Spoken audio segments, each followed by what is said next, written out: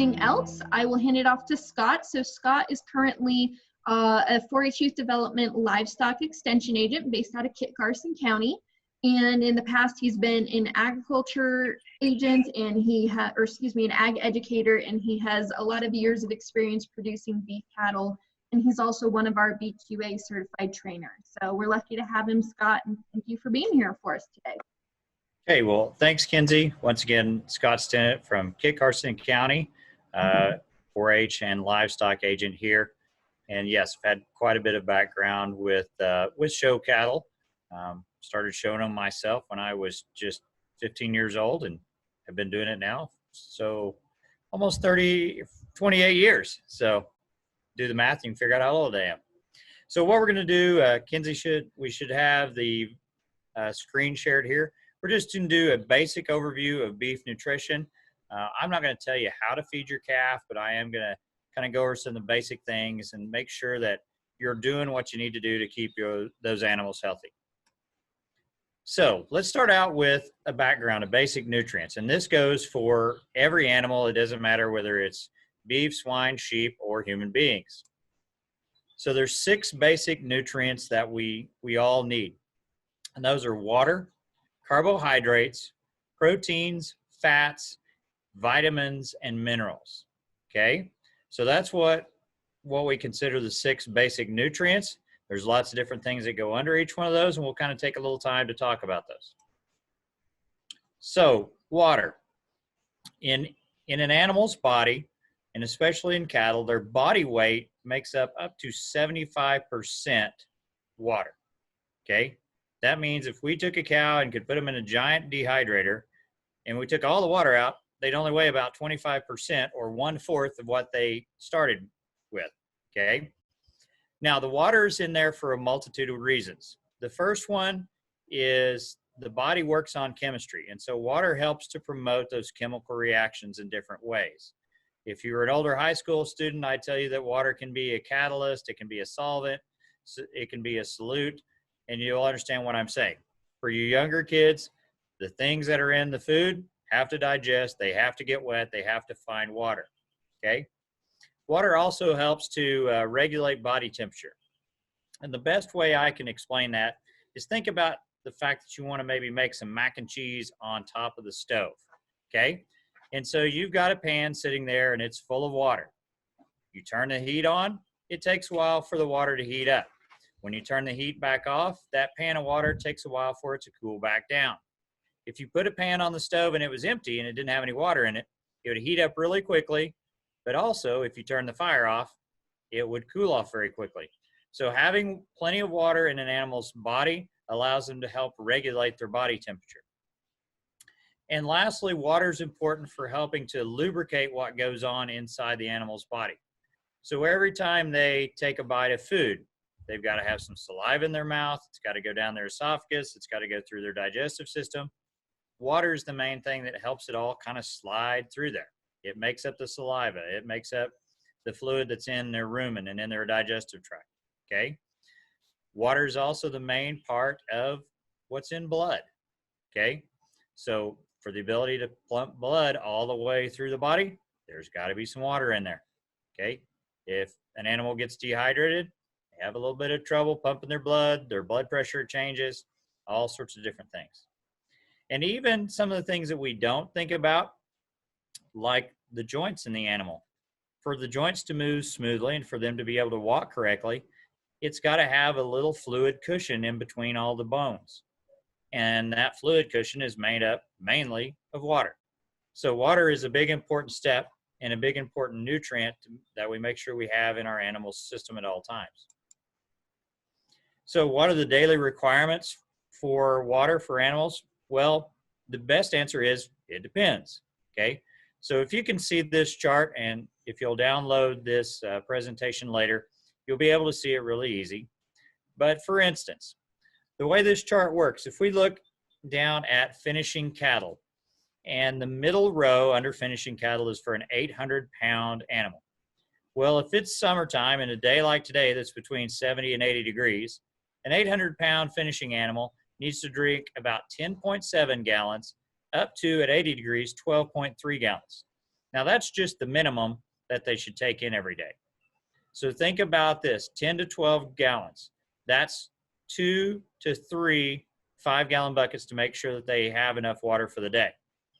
Now, most cattle will drink more than that if it's supplied, but that's the minimum amount that an 800-pound calf would need, okay? So we need to think about those things. As temperature gets hotter, their water needs will increase. As the temperature lowers, their water needs will decrease. But as they grow in size, look at the 1,000-pound finishing animal. At 70 degrees, he needs that 12 pounds or 12 gallons of water up to 14 and a half.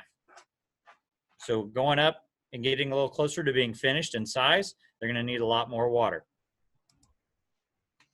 All right, the next most important thing for our cattle as far as nutrients are carbohydrates. These are the energy sources for cattle. In human beings, we hear a lot of things that, oh, that's high carbs, or that's low carbs. Well, cattle and other ruminant animals, they live on carbohydrates. It's an okay thing for them. They have to have it. It makes up 80% of their diet. And it can include everything from sugars and starches to things that you and I can't digest, like cellulose and hemocellulose. Now, sugars and starches are things that we kind of understand. You know, sugars, things that are in like candy or fruits, vegetables, things that make them taste sweet. Well, if you were to go out and eat grass like a cow, you'd find out that some of those grasses have some sugars in them.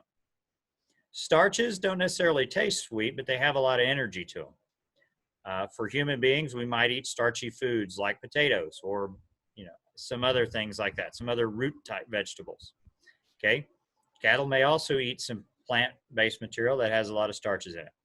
But then the things that you and I cannot digest, things like cellulose and hemocellulose. So you see the picture here, we got cattle that are out grazing on corn stalks. Well, you and I can eat corn, but we can't eat the cob. We don't eat the leaf off the corn plant. We don't eat the stalk. But the cattle can eat that because it contains cellulose and hemocellulose. And those things the cattle can digest. Okay? Now, the reason why we call it carbohydrates is if you're taking a chemistry class, you'll find out that carbohydrates, the main three ingredients in any carbohydrate are carbon, hydrogen, and oxygen atoms. Okay? And so other things get added to that. There are also different ways that carbon, hydrogen, and oxygen can be put together. But that makes up our carbohydrates and why we call them that. The next thing we need is protein. So carbohydrates provided energy. Protein provides growth. These are the things that are the basic building blocks for growing your animal. So proteins are made up of long chains of what are called amino acids. And for cattle, there's 10 essential amino acids. And if we have a feed that's been put together properly, it's got all those in there, okay? And so the one way we can think about it is we think about amino acids being like Legos. Each color and size of a Lego block or a Lego brick is an amino acid. And you can put them together to make all sorts of shapes. Well, the really cool thing is, as your steer or heifer takes in proteins from the food that they eat, they'll break them back down into amino acids, and then the body will rebuild them into proteins that it needs. It'll build it into proteins that make muscle, and so they help your calf to grow. It'll make it into proteins that become part of the body parts, okay? Could be things like ligaments and tendons, could be extending their digestive tract so that they can keep growing, could be things like hair, okay?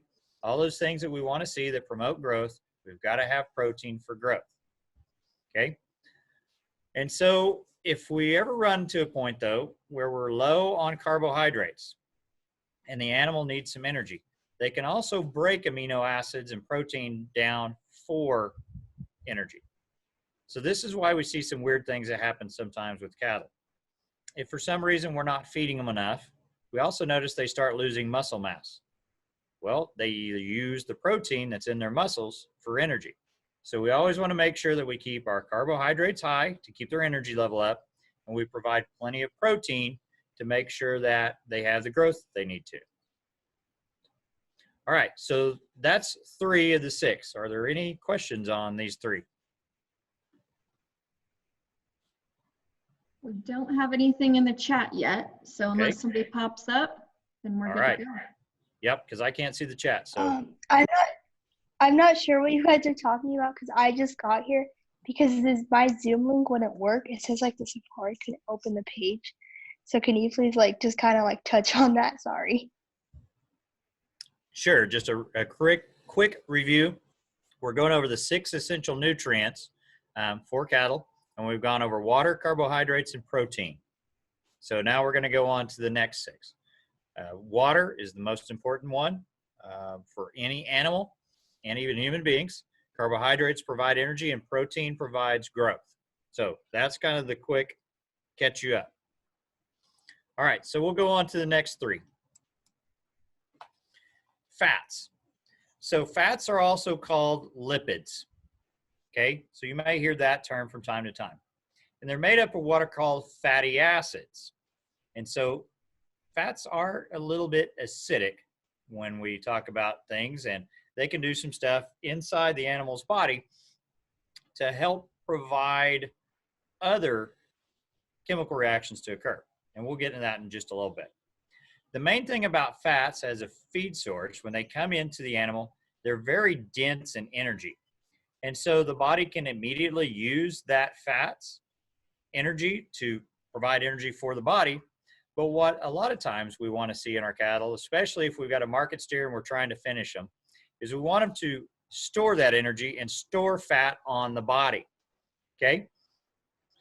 So fats are important in the animal's diet. The carbohydrates are what they use every day to kind of keep them going and keep them growing. But fats are that reserve. Okay? They're that extra amount of energy that's available for them to be able to pull from when they need to. Now, fats are water insoluble.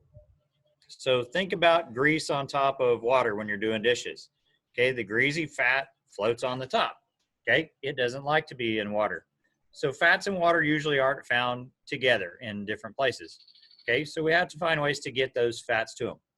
There's a lot of foods or feeds that we feed to our animals that contain fats. Okay, and usually if they contain fats, they're usually what we consider a little bit dry. They don't have a lot of water in them. Okay.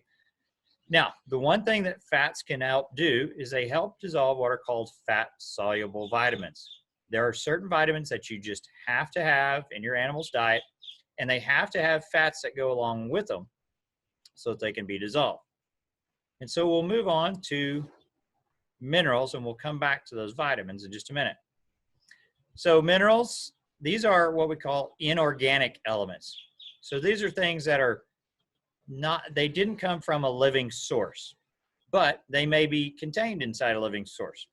So in this picture that you see, we've got a cow licking on a salt block, okay? The other cows are in the background grazing on the grass. There are plenty of minerals that are in the grass that the plants themselves absorbed out of the ground, and then the cattle eat it. They take in those minerals through what they have eaten because the plant absorbed the minerals.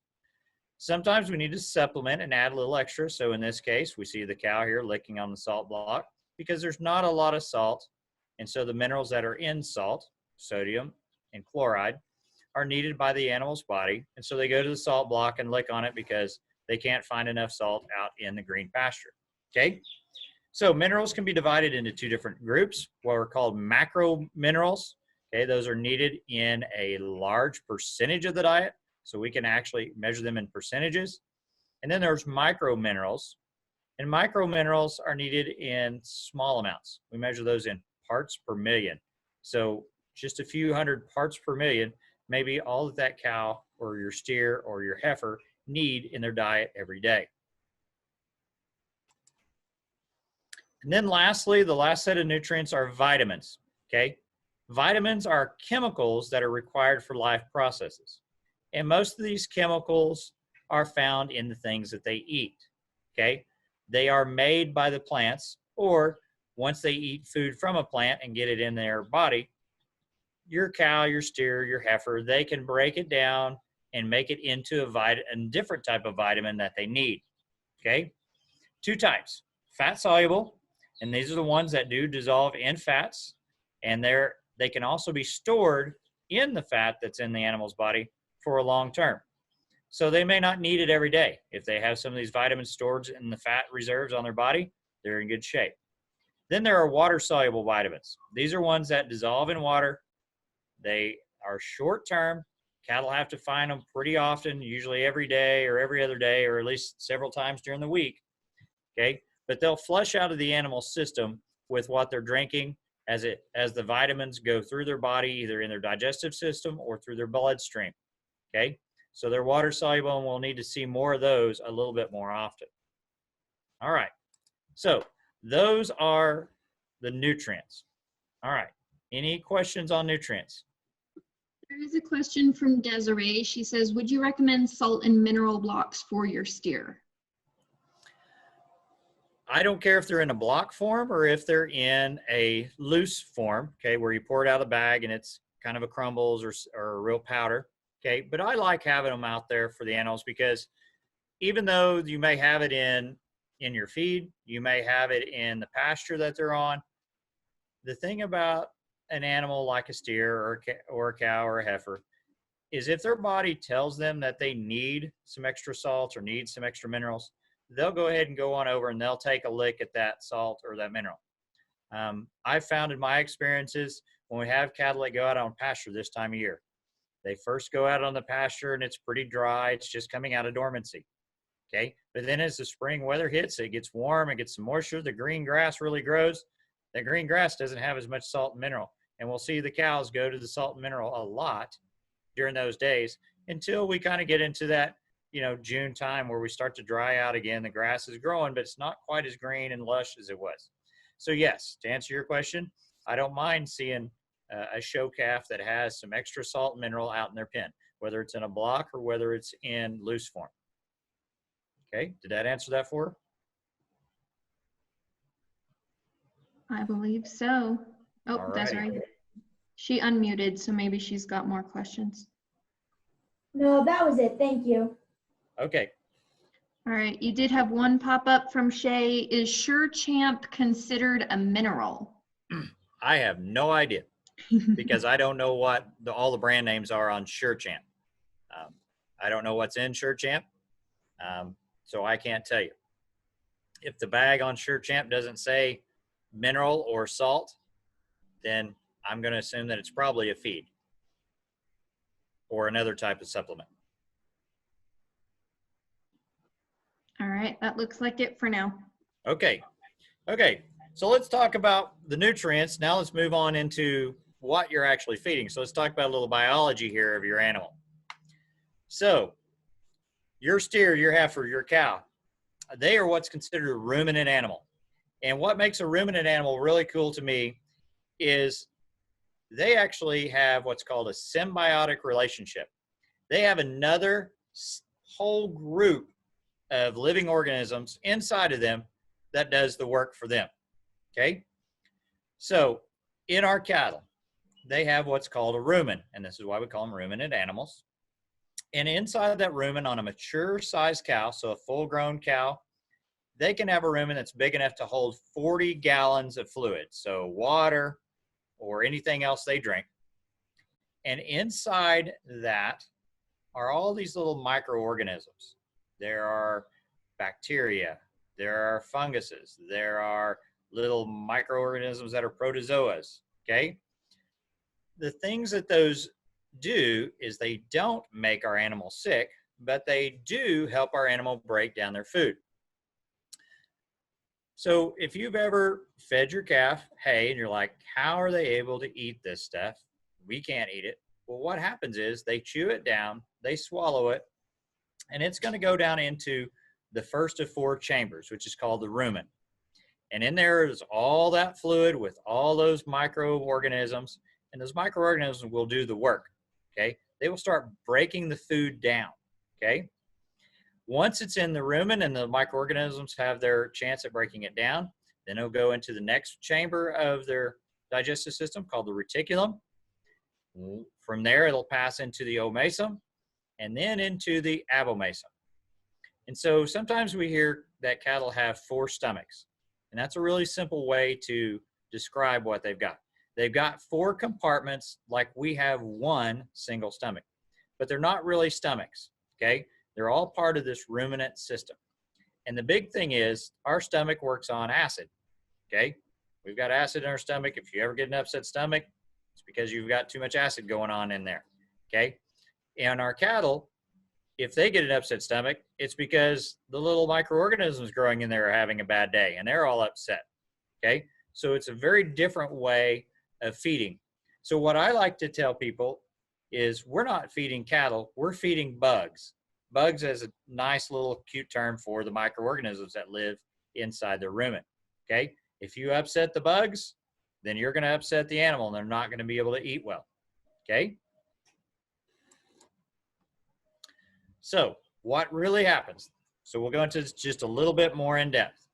Okay, the microorganisms in the rumen take the food particles that your animal has chewed up and swallowed, and it breaks them down as best that it can.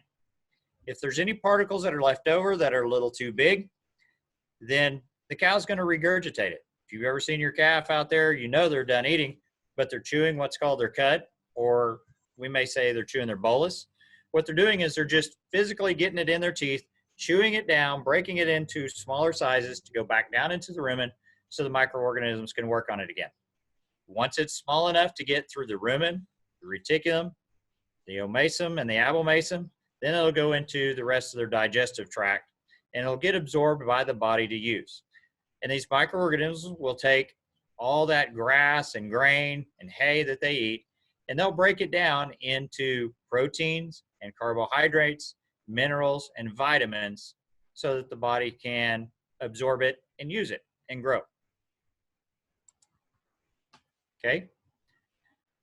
So here's a little bit bigger diagram of the digestion. So things come in the mouth, go down what's called the esophagus, into the rumen, then into the omasum or the reticulum, the abomasum, the omasum, the abomasum, and then finally into the large and small intestine. And once they're all done with it, they do what every animal does, okay? And so you're gonna have to clean their stall because of this, all right?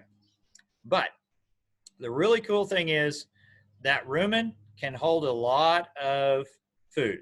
That's why you see cattle eat, and then they'll go lay down for a long time, and you'll see them laying down. They might pick their head up, chew their cud a little bit, swallow it down, and you'll see that cattle naturally like to, out on pasture, they'll graze early in the morning, they'll take a mid-morning break, they'll have a late afternoon lunch, they'll take an afternoon break, and they'll eat one more time really big right before they lay down for the night and go to sleep, okay?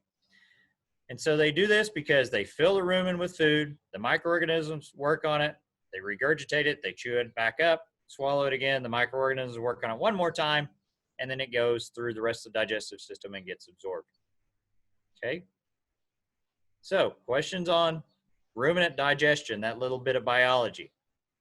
We've got a good question here from Elena. She says, does wormer help or hurt the microorganisms in the rumen? Okay, wormers are made to help the digestive system. It will not hurt the microorganisms in the rumen. It's made to pass right through.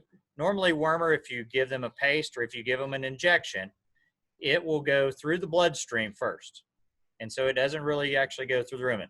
Now, if you give them a paste that goes down their esophagus and into the rumen, it's usually heavy enough that it literally just sinks to the bottom. And it will not get broken down by the microorganisms that like to float on the top of the rumen water. It goes to the bottom, and so then it'll pass right on through the omasum, the abomasum, and into the digestive system, okay? Where the worms are probably hiding in the lower intestine, in the small and large intestines. So no, wormers don't hurt the microorganisms. What can hurt a microorganism, and one of the things that we've noticed is if we do have a sick animal and we have to give them some antibiotics, sometimes those antibiotics will do some damage to those microorganisms in the rumen. And the thing that I tell kids is if you're giving an animal an antibiotic, also give them what's called a probiotic. Okay, and a probiotic is a little bag or a paste that you give them that has freeze-dried microorganisms in it. So the ones that may be getting eliminated in the stomach because of the antibiotic can get repopulated from the probiotic. Okay, so what you might lose, you're going to put back in there. Okay, so that's the one. The antibiotics can be a little hard on an animal's digestive system and those microorganisms. Okay, good question though. That looks like it for now. All righty. Okay. So we know the nutrients we need. We know what type of animal we're feeding. So let's talk about the actual feeds and our feeding program. So feeds can be bought in about 4 different categories. First of all, we can buy them as concentrates, individual grains, okay, seeds and grain byproducts, processed what we call feedstuffs, okay? And we call them concentrates because they're concentrated with dense energy. They usually have a lot of either carbohydrates or fats in them, okay? Whereas the second thing that we tend to feed animals are roughages, okay? Roughages are usually whole plant material, things like hay, silage, or if we turn them out on pasture, okay? They're usually a lot less energy dense, okay? But they usually have a lot more fiber and those really big carbohydrates that take a little bit more to break down, like cellulose and hemocellulose, okay? Now, if the 2 things that we're feeding that are concentrates and roughages don't have enough nutrition, we can give them a supplement, okay? And a supplement is used to provide extra nutrition when the diet is missing something like a vitamin or a set of minerals, or even if there's a little bit of protein that's missing and we need to bump it up. So if you're using a show calf feed and you're giving it something extra, okay, that's a supplement. And then the final category of things that we can feed to an animal are called additives. Now, additives are compounds or things that are added to the feed, and it may be there to preserve the feed. It may be there to increase the metabolism and help the animal to digest their food, or it may be something to help them with their health. For instance, some of our feeds can be medicated with deworming agents, okay? And those chemicals are used to kill the worms that like to live in the digestive system, okay? There's also a nasty little thing called coccidiosis. And so some of our feeds will have an additive in them that's a health agent called a coccidiostat. And what coccidiosis is, it's this little bacteria that is usually carried by birds, and they get it in to our animals by pooping in their food or in their water, okay? So this is why we always make sure we clean waters, we clean out the feed bunks and the feed pans, because that little bird that's in your barn that you might think is so cute and sings a pretty little song may make your big steer very sick, okay? The last little group there are called ionophores, and for those of you that may be around feedlots, you'll hear more about ionophores, but they're one of those additives that can help increase their metabolism, okay? All right, looks like I saw something maybe pop down for a chat question. Yeah, we've got another good question. Why do some people feed cows poor quality hay versus horses, and is that bad for them? Okay, hay quality. Well, different animals need different things, okay? Horse quality hay. So I'm thinking in my mind here in Colorado, things like alfalfa hay, okay? Alfalfa hay for a horse has a lot of the nutrients and a lot of the energy that they need just in that alfalfa hay. But if you give alfalfa hay to a cow, it actually has a little too much sometimes, okay?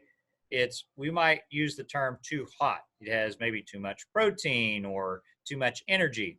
And so what it does is it goes into the rumen and it can upset those little microorganisms. And if we upset the microorganisms, they are the animals that are actually feeding our big calf, then we've got a problem. So it may seem to be lower quality compared to horse hay, but it may be the appropriate quality or the appropriate nutrition level for our cattle. The other reason we might do a, quote, low quality hay is if we're feeding a lot of concentrates, those grains, they have a lot of carbohydrates, they have a lot of proteins, they have a lot of fat in them, but they don't have a lot of other things like fiber, okay?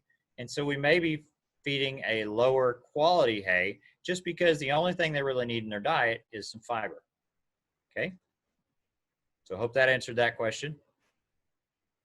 And that is about it. Megan did comment. She said that her cow did get coccidiosis at one point. So it's not fun. It takes usually about a week to kind of get them over it. And then it takes them about another week to actually recover and get back on track. So I'm sorry for you, Megan. I've been there. I know what it's like. All right. So those are our feed categories. And so how it's formed or how it's packaged. Most of you that are feeding show calves buy what's considered a complete feed. Okay, it's pre-mixed, it's in a bag. You go down to the feed store, you go to the farm supply store, you go to the feed mill, and you buy it. Now, you may buy it in these 50-pound bags. You may be like some of our folks out here. They've got a lot of cattle to feed. They buy it in big bulk bags that'll hold a half a ton, okay, 1,000 pounds. So the nice thing about that is it's already mixed up. It's already ready to go, and it comes with instructions on it, okay? Some of these pre-mixed complete feeds, you can feed them straight out of the bag. You don't have to add anything else. You don't even have to give them hay or grass, okay? Or if you're really into nutrition, you may be able to buy the individual ingredients that go into a complete feed, and you can mix your own. So these are called feedstuffs.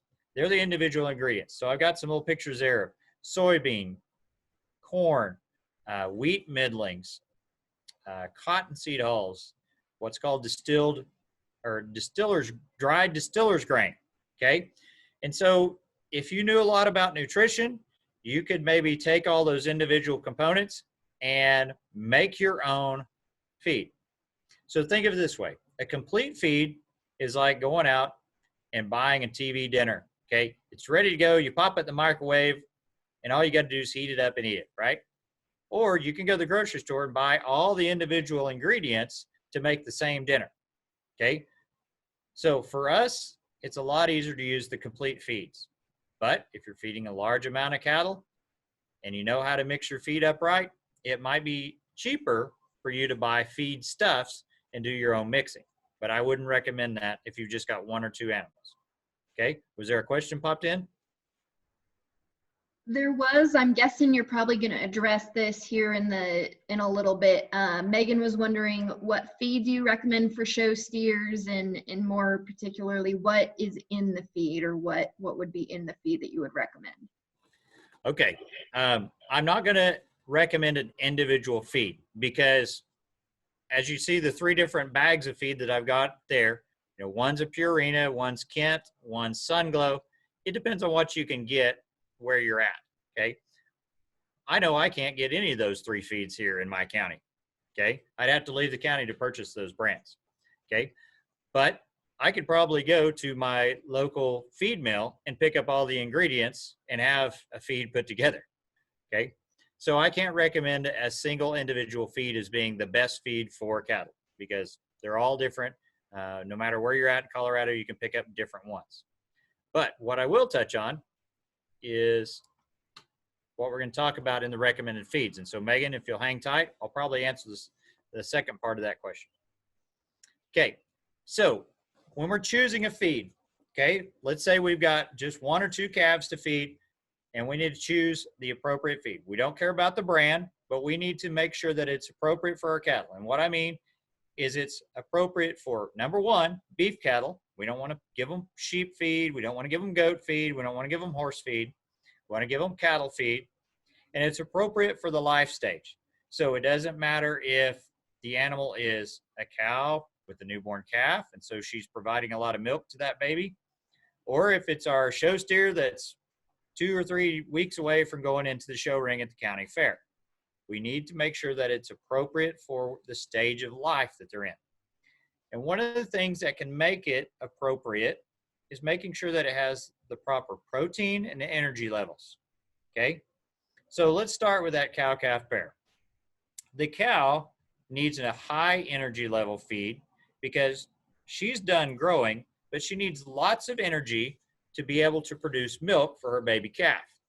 She also needs a higher level of protein, not above normal, but just a little higher level so that that milk is high quality. Now that baby calf, of course, he's drinking milk, but he needs a very high energy and high protein because we want our baby calves to grow, okay? Now, once that baby calf gets big enough that he gets weaned, it doesn't need mom's milk anymore, then he can go on to what's called a growing ration, okay? it's going to be high on protein and has a significant amount of energy or carbohydrates in it so that that animal can grow muscle mass, grow his skeleton, okay, and have plenty of energy so that the body can do that growing. That body's got to do construction. So think about inside their body as a construction company. It needs the protein to actually build the muscle tissue and the bone tissue and the skin and the hair, but it's got to have some fuel to be able to do that building. So that's the energy, okay? Now, once you've got a steer that's nice and big and we want to start adding fat on them, they're plenty tall, we think they've grown enough, they got plenty of muscle, we're going to use a finishing ration, okay? Finishing ration, what we're doing is we're backing off the protein because we don't need them to add any more muscle or get any bigger. They're plenty big as they are, but we want them to get fat. So we're going to add more energy. Extra energy then turns into fat on the body. We may also increase the amount of actual fats that we're feeding to the animal, because if there's plenty of energy and plenty of fat, what that animal's going to do is they're going to deposit it all over their body, okay? And it's going to be stored energy, okay? And that stored energy equals layers of fat, okay? And so that gives us a finished calf. Now, if you've got a show heifer, you may not want her to be super fat because maybe she's going to go into breeding, but you need to be her to be in good body condition. So we're going to find a breeding ration or a breeding feed that's going to be a good in its amount of energy level, okay? To put a little bit of fat on your heifer. It's going to maintain some protein because we're going to try to breed this animal, and she's hopefully going to become pregnant and have a baby calf inside of her that she's going to grow, okay? Another thing we look at is fiber content. Does it have the appropriate amount of fiber for digestive health? Now, what fiber does is very simple, and so I'm going to make it very simple. Fiber helps the animal go to the bathroom, okay? So if you've got a complete feed, but you notice your animal's having a little bit of problems going to the bathroom, you might need to check and make sure it's got enough fiber in that feed, okay? This is where you might go back to our low-quality forages or low-quality hay, and we'll come back and we'll add that in to help increase the fiber content. But the last thing, we need to make sure it's palatable. Palatable is a nice way of saying, does it taste good? Okay? If it doesn't taste good to the animal, they will not eat it. Okay? All right. So those are the three main things we're looking at. Appropriate, the fiber content, and palatability. Now, my recommendations. Number one, keep it simple. Use those commercially available feeds that are already complete feeds, because somewhere for Purina or Kent or Sunglow, there is somebody that has a doctorate degree, a PhD in animal nutrition, that tells them how to mix that feed where it's right, okay? Feed as the directions on the bag say, or go to the company's website and look up their feeding instructions.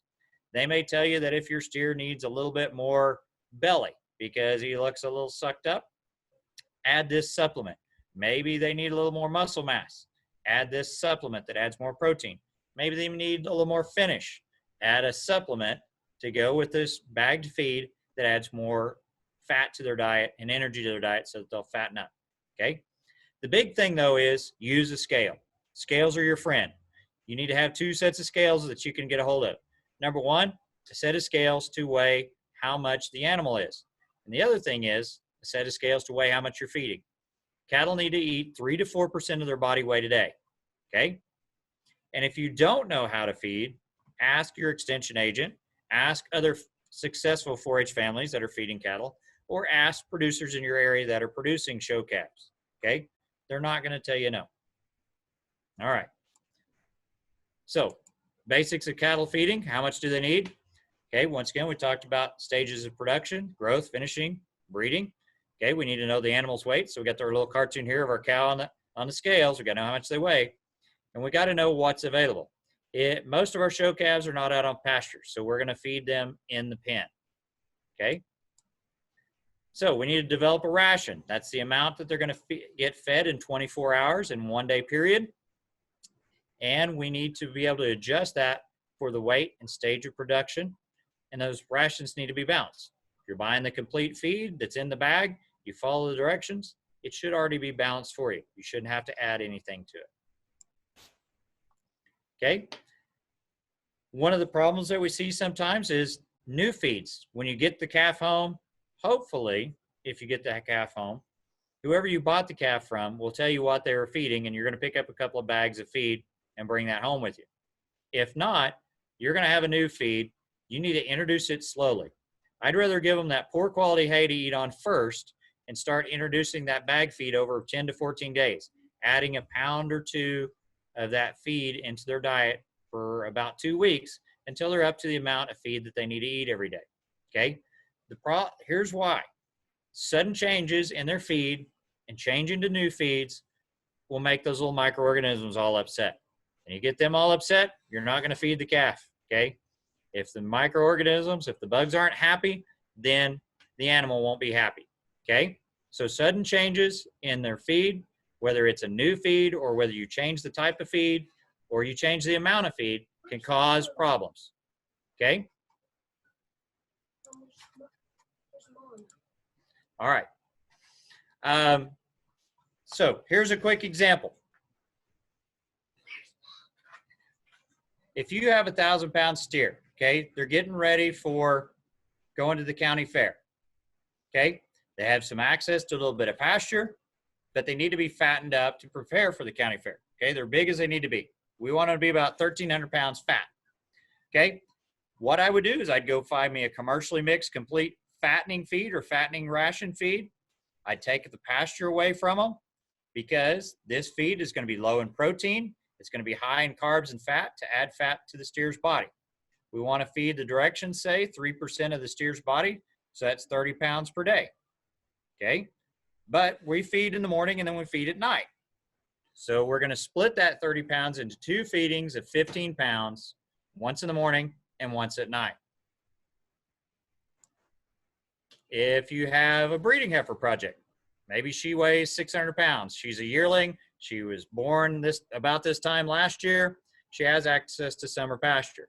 She needs a growing ration to grow to mature size and weight. Okay, so what do we feed? Well, we're going to use a commercially mixed feed. Okay, that's sacked feed, plus leave her on the pasture for grazing. And that supplemental feeding, or that commercial feed, is going to be high in protein, high in carbs, and lower in fats, and that's going to help promote growth. Okay, so the protein for the muscle, the carbs for the energy to grow. Okay, same thing. That heifer needs about 3% of her body weight, so she needs about 18 pounds every day. She's going to eat about 2% of that weight in pasture grass, so 12 pounds of grass. Okay, so what that means is we're just going to supplement her with a little bit of feed. She needs 6 pounds during the day, and we can split that into 3 pounds in the morning and 3 pounds in the evening.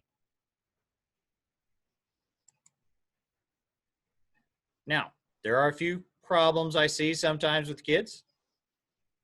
Okay, so some common feeding problems I see: make sure that the feed is the appropriate life stage. Okay, make sure that the amount fed is increased with the animal's weight. So this is a big one. They get a calf in, it weighs 800 pounds. They feed the right amount of weight for an 800-pound calf.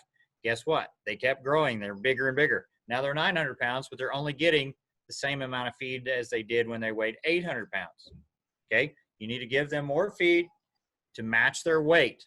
So that's why we need to find a way to weigh our calves monthly if we can. Okay, at least adjust it once a month. Okay, I do not recommend a give them all they can eat strategy. Okay, some people start out this way. They just dump buckets of feed out in front of a calf.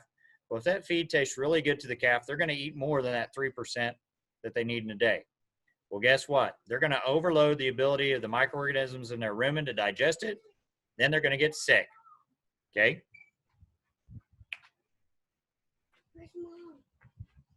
Okay? Oh, wrong way. But now, we can also see some nutritional disorders. Okay? Livestock can have adverse reactions to improper nutrition. The most common ones: water, too much or not enough, or poor quality, poor quantity. Okay, so make sure they have free choice of water all day long and it's clean and fresh. Okay, if they're carbohydrates, they can be deficient, so they're low in energy. They can have poor quality, or they can have too much. If they have too much, it's going to get stored as fat. Okay, you'll get an animal too fat too quick if they have too much carbs. Protein, if they're deficient, they're not going to grow properly. Okay, fats, same thing. They can be deficient, they won't finish out the way you want, or excessive, they're going to get too fat on you. Mineral and vitamin deficiencies, man, these can cause all sorts of weird problems with their health. Okay. They won't grow properly if they don't have the right minerals, or if they have too much. Same thing with vitamins. Okay. So I'm going to stop there. We got a couple more minutes for some questions. So Kenzie, questions? Yep, we've got a couple in here. So Cody asked, what if your steer stops eating?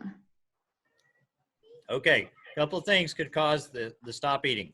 The number one thing that I think about is the bugs, the microorganisms in the rumen aren't happy. So get some probiotic. Start with some probiotic paste there. Go back to some really good quality hay. Don't feed just regular grain. And then start adding a little bit of grain back in every day.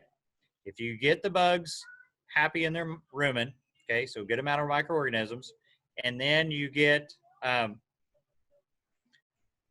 some good quality hay, they'll start eating on that, and then they'll come back to the grain. Now, you're probably going to lose some weight over that time, and it's going to take them a little bit. They're going to be a little bit behind on their growth, but they should come back around, I think. Okay, next question. All right, next one is, could you do all you can eat if the cow isn't eating all the food, so they leave some left over? If they leave some left over, that's fine. But here's my concern. If you keep leaving it, that's going to invite things like flies. It's going to invite those little birds that might bring coccidiosis. So if you know how much they're eating, then they're leaving some. So you feed them in the morning, you come back at lunchtime, there's still some there. Go ahead and take that away. Okay? Then come back for your evening feeding, feed them again.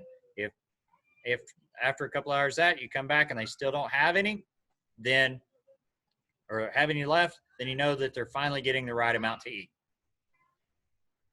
But All right. Don't leave feed in a bucket or in a pan. That is it so far, unless somebody else wants to hop on or ask some questions. While we're waiting for a couple more questions to pop up potentially, I am going to, unless you want to go through a couple more slides real quick, I'm going to put a poll up, you guys, and so just let us know what you thought of the workshop. You can still ask questions during this time, but it really helps us as extension agents out to know if we're doing a good job, if you guys found it useful, or if there's any way we can improve. So I'm going to launch this. Feel free to please fill it out for us. It's just 5 quick questions. And then keep putting questions in that you've got. So I've got Elena has a question for you, Scott. Okay. She's saying, is the 3 to 4% of the body weight only for grains, or does it include hay? It includes everything they eat. It does not include water though. Okay. So yeah, weigh your hay, weigh your grain. So 3 to 4% of their body weight, somewhere in that range.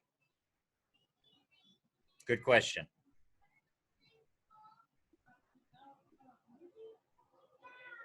Anything else, you guys? Well, we've got Scott here. We've got about 3 minutes before I've got to pop off and get swine started here on the other channel. So even if it's not necessarily nutrition related, I'm sure Scott will take a swing at it tonight. Yep. Here in the last couple. No, is that what you said? No, I said yes. But while we're waiting for questions, you guys, I will follow up with the slides that Scott presented to us tonight. It'll be a little later tonight than in the past because I've got a couple more workshops following up tonight. But keep an eye out for that. And then again, like I said, hopefully we'll have recordings up in the next week or so. Desiree's saying thank you. Oh gosh, we're gonna launch the polling. I don't know if any of you guys were able to poll that because it stopped on my end. So if you haven't done the poll, I reopened it. If you could do that for us real quick. So Judah, yes, you said, is it possible to get the slides? Absolutely. Scott's sharing them with us, so I will send them out tonight. You've got quite a few thank yous coming on through the chat, Scott, and we want to thank him very much. Well, thank you all for being here. I hope what I tell you is helpful. And if you have any more questions, you can reach me at my extension office in Kit Carson County out at Burlington. Thank you. Megan, you're asking if we have another meeting next week. So this one was the last one for our beef series that we had planned, that's being hosted by Adams County. So we had fitting and handling last week, and nutrition this week. So we don't have any more currently scheduled being hosted by Adams County.